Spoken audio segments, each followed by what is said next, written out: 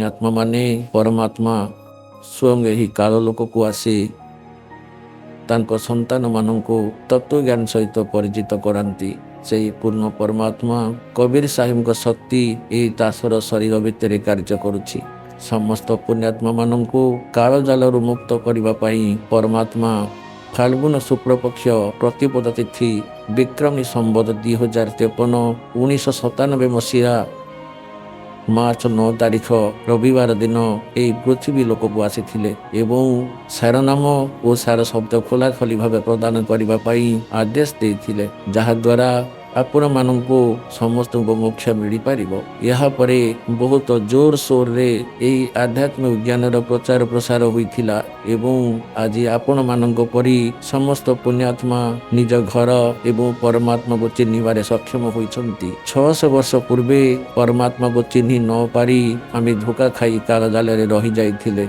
एथर यही दास को जड़े साधारण सन्थ भावी धोखा खामतु नहीं। जदि आपण ही परमात्मा को तत्वज्ञान सहित संपूर्ण रूपे परिचित हो जाइछंती तेबे दासर ही इंगित को बुझी निजर उद्धार करंतु एवं अन्य भाई भौणी मानंकु कबीर परमात्मा को यही सत्य मार्ग विषय रे आपण बुझांतु। ए दास को कबीर परमात्मा प्राप्ति हेबा आपण मानकर कल्याणर कारण पलटिछि। एबे मु आपन को सही दिन घटना विषय रे कहूछि।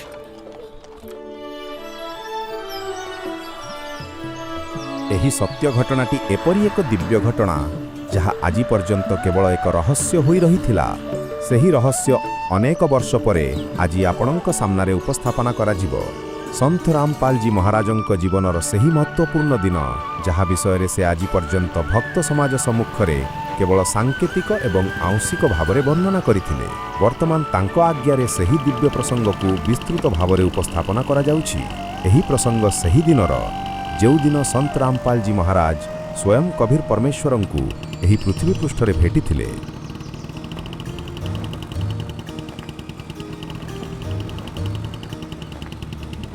हे गुरुदेव रामदेवानंद जी महाराज मु जाने नहीं आपण यही दास ठारे क्यों लक्षण देखी यही दास को एते बड़ दायित्व देइछंती। आपण मते गुरुपदरे बसाई यही दास शेष निश्वास पर्यंत आपण द्वारा प्रदत्त जगत कल्याण मार्ग और मुख्य कार्य को पूर्ण करने निजक समर्पित कर देइछि। परमात्मा को वास्तविक ज्ञान और प्रकृत मंत्र को मु प्रत्येक घरे पहुँचाइबी। मो सहित जहाँ भी घटना घटना कहीं यही दास आजीवन परमात्मा मार्ग में कार्यरत रहिबो। फाल्गुना मास शुक्ल पक्ष प्रतिपदा तिथि विक्रमी संबत 2053 अर्थात 1997 मसीहा मार्च 9 तारीख रविवार दिनर घटना। संत रामपाल जी महाराज हरियाणार झज्जर जिला स्थित झाडली नामक एक सहर रे गरीबदास जी महाराजंको बाणी पाठ करने को जाइथिले। कौनसी कारणरू पाठ बातिल हेबारु से फेरी आसीथिले। फेरुथिबा समय रे संत रामपाल कबीर परमात्मा स्मरण रे मग्न रही निजर 2 चकिया वाहन चलाउथांती। संत रामपाल जी महाराज एक चा दुकान निकटरे निजर स्कूटर को अटकाइथिले। राम राम महाराज जी। राम राम भगत जी। महाराज जी चा शिंगेड़ा देवी की? हाँ भगत जी दियंतु।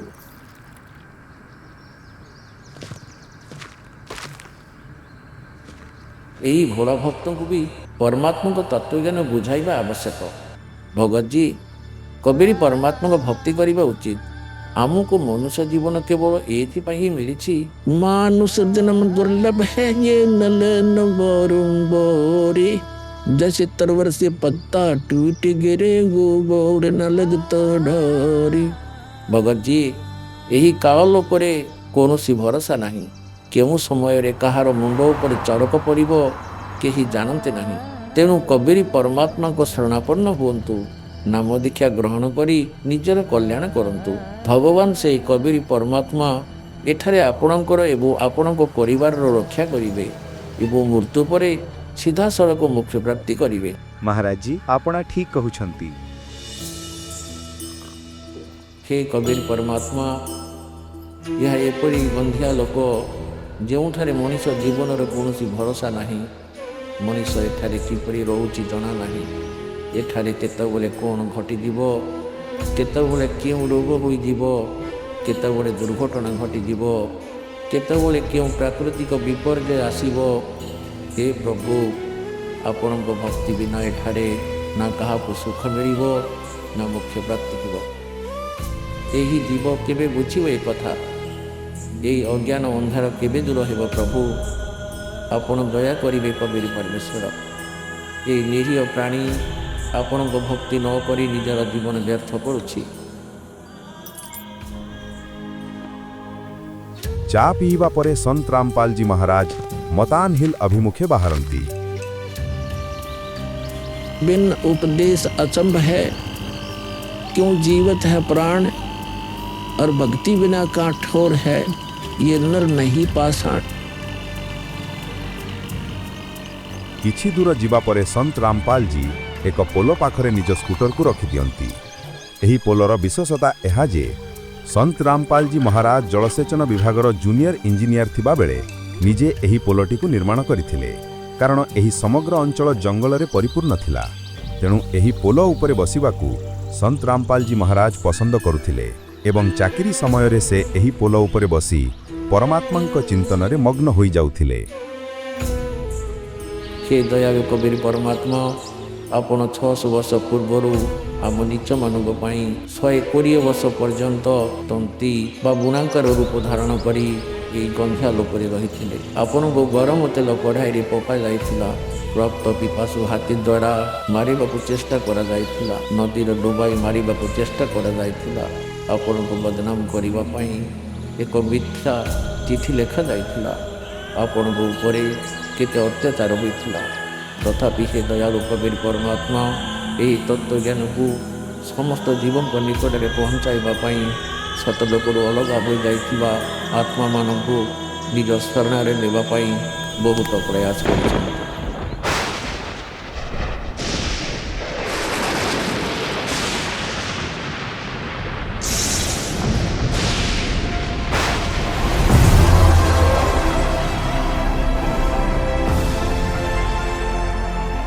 साहेब कबीर आजा आत्मा तोए पुकारती, तेरे हाथ में चाबी हो सतगुरु सतलोक द्वार की। साहेब कबीर आजा आत्मा तोए पुकारती, तेरे हाथ में चाबी हो सतगुरु सतलोक द्वार की।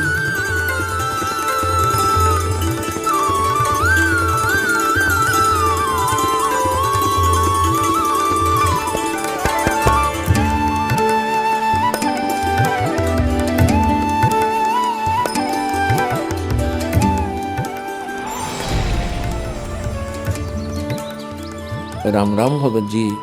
राम राम। आसंतु भगत जी, बसंतु। आपण ठिया होइछंती काहेकि? ସନ୍ତ ରାମପାଲଜୀ ମହାରାଜ ପୋଲ ଉପରେ ନିଜର ଗମୁଛାଟିକୁ ବିଛାଇ ମହାତ୍ମାଜୀଙ୍କୁ ବସିବାକୁ ପ୍ରାର୍ଥନା କଲେ। କେଉଁଠାରୁ ଆସିଛୁ ପୁତ୍ର? କାମ କ'ଣ କରୁଛୁ? भगत जी, प्रकृतरे आम घर सोनीपत जिल्लार धनाना गाँव। एबे मु रोहतकरे एक छोट घर तैयारी करी रहूची। मु जने जूनियर इंजीनियर थिली, किंतु वर्तमान मु चाकरी छाड़ी जाइछि।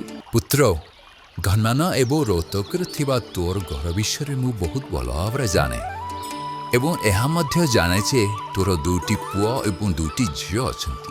ମୁଁ ଏହା ଜାଣିବାକୁ ଚାହୁଁଥିଲି ଯେ ଏହି ଜନ୍ମ ପୂର୍ବରୁ ତୋର ଘର କେଉଁଠି ଥିଲା? अरे यही महात्मा जी मो विषय एते कथा जानिले केमिति? महात्मा जी जन्म नेबा पूर्वरु आमे सतलोक थिलु, सेठारे आम घर थिला। बोध हुए यही भगत जी राधा स्वामी पंथर जड़े अनुजाई। यही भगत जी को सत्य ज्ञान सहित परिचित कराइबा उचित। मोर गुरुजी होउछंती स्वामी रामदेवानंद जी। मो भगवान कबीर देव जी होउछंती सृष्टिर रचयिता। से ही सत्पुरुष। अन्य पंथर किसी अनुगामी सतलोक विषय रे कहती सत, किंतु से माने सत्पुरुष को निराकार बोले कहती, जहाँ संपूर्ण मिथ्या। भगत जी मु स्वयं सन्थ गरीबदास जी पंथ सहित जड़ित अच्छी। সন্ত গরিব দাস জি ঝজ্জর জিল্লার অন্তর্গত ছুড়ানি গ্রামর বাসিন্দা এবং তাଙ୍କୁ 10 ବର୍ଷ ବୟସ ହୋଇଥିବା ସମୟରେ କବିର ପରମେଶ୍ୱର ଜି ଜୀବନ୍ତ ମହାତ୍ମା ରୂପରେ ଦର୍ଶନ ଦେଇଥିଲେ। ତାପରେ କବିର ପରମେଶ୍ୱର ଜି ଗରିବ ଦାସ ଜୀଙ୍କ ଆତ୍ମାଙ୍କୁ ନିଜ ସହିତ ସତଲୋକକୁ ନେଇଯାଇଥିଲେ ଏବଂ ସେଠାକାର ସମସ୍ତ ବ୍ୟବସ୍ଥା ଦେଖାଇ ତାଙ୍କୁ ପୁଣି ଏହି ପୃଥିବୀକୁ ଫେରାଇ ଆଣିଥିଲେ। ତାପରେ ସେହି ବାଳକ ଗରିବ ଦାସ ଜି ସତଲୋକର ବର୍ଣ୍ଣନା କରି କହିଥିଲେ ଯେ ଉପରେ ସତଲୋକ ଅଛି, ସେଠାରେ ସମସ୍ତ ସୁଖ ସୁବିଧା ଉପଲବ୍ଧ ଅଛି, ଚିର ହରିତ ବଗିଚା ଅଛି, ସେଠାରେ ପୁରୁଷ ନାରୀ ଅଛନ୍ତି, ସେଠାରେ ଥିବା ଏକ ମହଲର ଗୁମ୍ବଜ ମଧ୍ୟରେ କବିର ପରମେଶ୍ୱର ଜି ସିଂହାସନ ଉପରେ ବସିଛନ୍ତି ଏବଂ କବିର ପରମାତ୍ମା ସେଇଠାରେ ବିରାଜମାନ ହୋଇ ସମଗ୍ର ସୃଷ୍ଟିକୁ ଚଳାଉଛନ୍ତି। ଆମେ ସମସ୍ତେ ସେଇଠାରେ ଅବସ୍ଥାନ କରୁଥିଲେ। ଆମକୁ ସେଠାକୁ ଯିବାକୁ ପଡ଼ିବ। ଯେଉଁ ସତଲୋକରେ କେବଳ ପ୍ରକାଶ ଅଛି ବୋଲି ଯେଉଁମାନେ କହୁଛନ୍ତି ସେମାନଙ୍କ ଜ୍ଞାନ ଭୁଲ, ସେମାନେ ମୋକ୍ଷ ପ୍ରାପ୍ତି କରିପାରିବେ ନାହିଁ। ଭଗତଜୀ ସେହି ବାଳକ ଗରିବ ଦାସ ଜି ବାଣୀ ମାଧ୍ୟମରେ କହିଛନ୍ତି ଯେ गरीब अनंत कोटि ब्रह्मांड का एक रति नहीं भार, सतगुरु पुरुष कबीर हैं कुल के सिरजनहार। क्यों कबीर? हम सुल्तानी नानक तारे दादू को उपदेश दिया, जाति जुलाहा भेद नहीं पाया, काशी माहे कबीर हुआ। मन को आनंदित करने भली कथा कहुछ, आउ किछि कह। यही महात्मा को निज ज्ञान अधूरा लगुछि। संभवतः नाम दीक्षा नहीं ये परमात्मा को चरणाश्रित हो पारती। भगत जी यदि आपण निजर कल्याण कराइबाकू चाहुछंती तेबे एकमात्र रास्ता हेउछि नाम दीक्षा। मो पूज्य गुरुजी मते नाम दीक्षा देबाकू आदेश देइछंती। ମୁଁ ମୋର ଘର ଓ ଚାକିରି ଛାଡ଼ି ଦେଇଛି। ଏବେ ଗୁରୁଦେବଙ୍କ ଆଜ୍ଞା ଅନୁସାରେ ପ୍ରଚାର ଏବଂ ନାମ ଦୀକ୍ଷା ପ୍ରଦାନ କରିବାର ପବିତ୍ର କାର୍ଯ୍ୟ କରୁଛି। तुम गुरुजी तुमको सारनाम सारा शब्द देवाकू भी आदेश देइछन्ते कि? ये सारनाम ओ सार शब्द विषय किपरि जानिले? एबे सारनाम को सार्वजनीन न करिबा पई गुरुदेवଙ୍କ आदेश थिला। से कहिथिले जे मोते स्वयं परमेश्वर कबीर जी मिलिबे ओ सारनाम को सार्वजनीन परिवार उपयुक्त समय विषय से ही मोते कहिबे। से पर्यंत एही सारनाम केवल विशेष विश्वास पात्र अनुयायी मध्य सीमित रखाଯିବ। पुत्र रामपाल मोही सत्य पुरुष कबीर सारनाम और सारा शब्द प्रदान करिबार समय एबे आसी जाय। सेथिपाई तो मु कहूची मोही सत्य पुरुष कबीर। बाबा जी मु आपन को कहली जे कबीर परमेश्वर मते भेटिबा को आसीबे। एकता सुनी आपन स्वयं कबीर परमेश्वर होई गले। मु मो गुरुजी को पचारिथिली जे हे गुरुदेव मु किपरि चिन्हिबि जे मु जहा को भेटिबी से कबीर परमेश्वर। गुरु स्वामी रामदेवानंद जी कहले जे आपन को विश्वास कराइबा काम तांकर। सेथिपाई तो मु कहूची मोही सत्य पुरुष कबीर। कबीर परमेश्वर जी समस्त जीवंत महात्मा रूप में भेटी थिले। आपण तो जीवंत बाबा रूप में आसी नाहांती। मुसलमान साधु माने जिंदा महात्मा बेश धारण करिथांती। मुसलमान धर्म मात्र 1500 वर्ष पुराना। ଏହା ହେଉଛି ମୋର ପ୍ରକୃତ ବେଶ ଯେଉଁ ରୂପରେ ମୁଁ ତୁମ ସାମ୍ନାରେ ଠିଆ ହୋଇଛି। ରାମପାଲ ତୁମେ ହେଉଛ ମୋର ପରମହଂସ ଆତ୍ମା। ଜଗତର କଲ୍ୟାଣ ପାଇଁ ମୁଁ ତୁମକୁ ପଠାଇଛି। ବର୍ତ୍ତମାନ ସାରନାମ ଓ ସାରା ଶବ୍ଦ ଦେବାର ସଠିକ ସମୟ ଆସିଯାଇଛି। ମୁଁ କେତେବେଳେ ମୁଣ୍ଡରେ ମୁକୁଟ ତ କେତେବେଳେ ପଗୁଡ଼ି ବାନ୍ଧିଥାଏ, କେତେବେଳେ ଟୋପି ପିନ୍ଧିଥାଏ। ମୁଁ ଚାରି ଯୁଗରେ ଆସିଥାଏ। सत्य जुगरे सत्य सुकृत नामरे, तृतीया जुगरे मुनीन्द्र नामरे, द्वापर जुगरे करुणामय नामरे एवं कले जुगरे मु मोर प्रकृत नाम कबीर देव अर्थात कबीर नामरे आसी थाए। एवं मु तुम परे हंसापा मानक भेटी से मानक मनर काम दूर करि थाए। किंतु जदि तुम्हें जिंदा महात्मा रूप में विश्वास कर ताले मु तुमको निजर सही रूप देखाऊछि।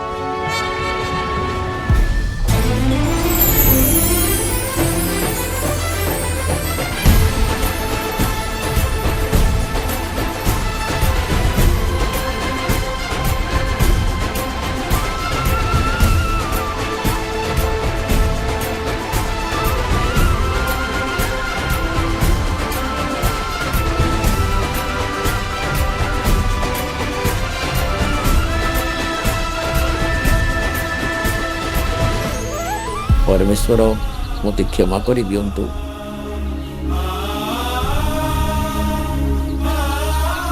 ମୁଁ ଅଜାଣତରେ ଭୁଲ କରିଦେଇଛି।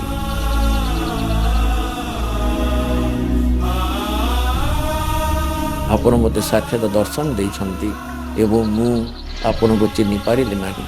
ମୋତେ କ୍ଷମା କରିଦିଅନ୍ତୁ ପରମ ପିତା। ପୁତ୍ର ରାମପାଲ ଠିକ୍ ସମୟ ଆସିଯାଇଛି। ମୁଁ ଧର୍ମଦାସଙ୍କୁ କହିଥିଲି ଯେ କଲିଯୁଗ बीते 5505 तब यह बच्चन मेरा होगा सांचा। अर्थात ଯେତେବେଳେ କଳିଯୁଗ 5505 ବର୍ଷ ବିତିଯିବ ସେତେବେଳେ ମୁଁ ସ୍ୱୟଂ ଏ ପୃଥିବୀ ପୃଷ୍ଠକୁ ଆସିବି ଏବଂ ମୋ ସନ୍ତାନମାନଙ୍କୁ ତତ୍ତ୍ୱଜ୍ଞାନ ବୁଝାଇ ଆଲୋକରୁ ସତରୂପକୁ ନେଇଯିବି। ପୁତ୍ର ରାମପାଲ, ତୁମେ ମୋର ପରମହଂସ ଆତ୍ମା। ପୁତ୍ର, ଏଣିକି ମୁଁ ତୁମ ରୂପରେ ସମସ୍ତ ଲୀଳା କରିବି ଏବଂ ନିଜ ସନ୍ତାନମାନଙ୍କୁ ତତ୍ତ୍ୱଜ୍ଞାନ ସହିତ ପରିଚିତ କରାଇବି। ସେମାନଙ୍କୁ ସତଲୋକର ପଥ ଲେଖାଇବି।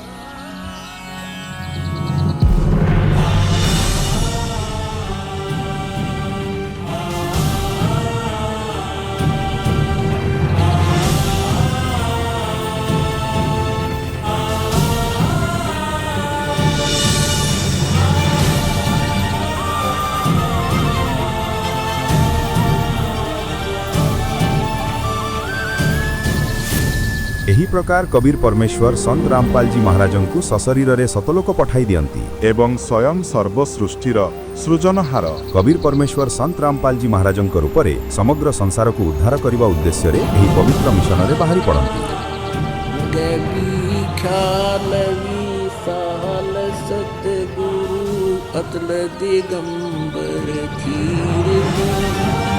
भक्ति हेत काया घर आए अवगत सहत कबीर। भक्ति हेत काया घर आए अवगत सहत कबीर। अमर करूं सतलोक पठाऊं तात बंदी छोड़ कहाऊं।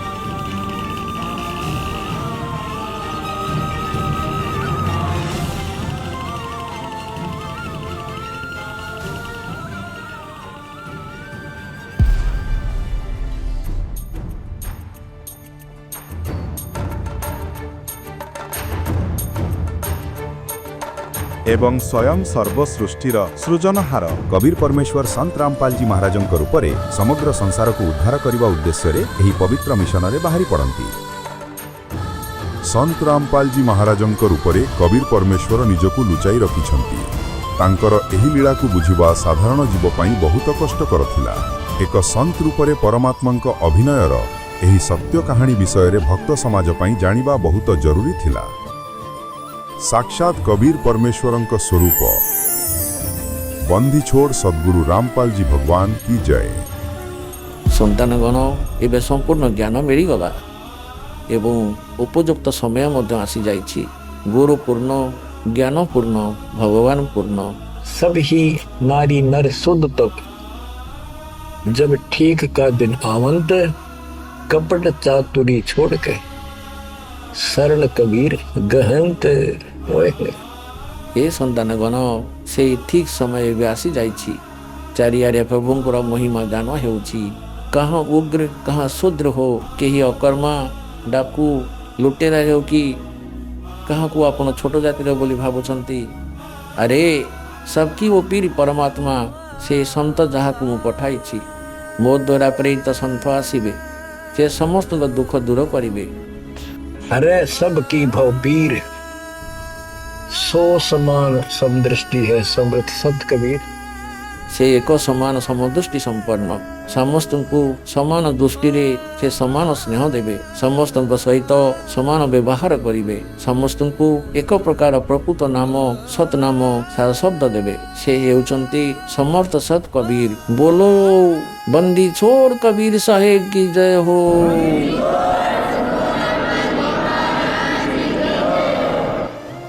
आपण मानकर मुख्य पाई परमात्मा समस्त प्रकार प्रयास करिसंती। जेते दूर संभव समस्त व्यवस्था करिसंती। ସନ୍ତାନଗଣ ତୁମ୍ଭେମାନେ ମଧ୍ୟ ଦୟା କର, ପରମ ପିତାଙ୍କ ଉପରେ ଅନୁଗ୍ରହ କର। ଆଗାମୀ ପିଢ଼ି ଆପଣଙ୍କୁ ମନେ ପକାଇବ। ଯେ ପର୍ଯ୍ୟନ୍ତ ଚନ୍ଦ୍ର ସୂର୍ଯ୍ୟ ଥିବେ ସେ ପର୍ଯ୍ୟନ୍ତ ତୁମ ନାମ ରହିବ। ସେମାନେ କହିବେ ଯେ ଆଗାମୀ ପିଢ଼ିର ଉଦ୍ଧାର ପାଇଁ ଆମ ମାତା ପିତା ଜେଜେବାପା ଗୋସାଇଁ ବାପା ଏହି ଅମୃତ ଜ୍ଞାନ ସହିତ ଆମ ବଂଶକୁ ପରିଚିତ କରାଇଥିଲେ। ତୁମ୍ଭେମାନେ ଦାୟିତ୍ୱବାନ, ନିଜକୁ ଉତ୍ସର୍ଗ କରିଦିଅ। ଚିହ୍ନନ୍ତୁ ସେହି ପରମ ପିତାଙ୍କୁ ଏବଂ ଚିହ୍ନନ୍ତୁ ନିଜ ଗୁରୁଦେବ ପରମାତ୍ମାଙ୍କୁ। ଆପଣଙ୍କୁ ମୋକ୍ଷ ଦିଅନ୍ତୁ, ସଦ୍ବୁଦ୍ଧି ଦିଅନ୍ତୁ। ଭଗବାନଙ୍କ ଚରଣରେ ସର୍ବଦା ଧ୍ୟାନ ରହୁ। ମନରେ ସତଲୋକ ପ୍ରାପ୍ତିର ଆକାଂକ୍ଷା ନିରନ୍ତର ରହୁ। କାୟର କଷ୍ଟକୁ ଭୁଲନ୍ତୁ ନାହିଁ। ଏଠାରେ ମଧ୍ୟ ସୁଖୀ ହେବ, ସତଲୋକରେ ସଦା ସୁଖୀ ରହିବ। ଏହା ଦାସର ଆଶୀର୍ବାଦ। ସତ୍ ସାହେବ।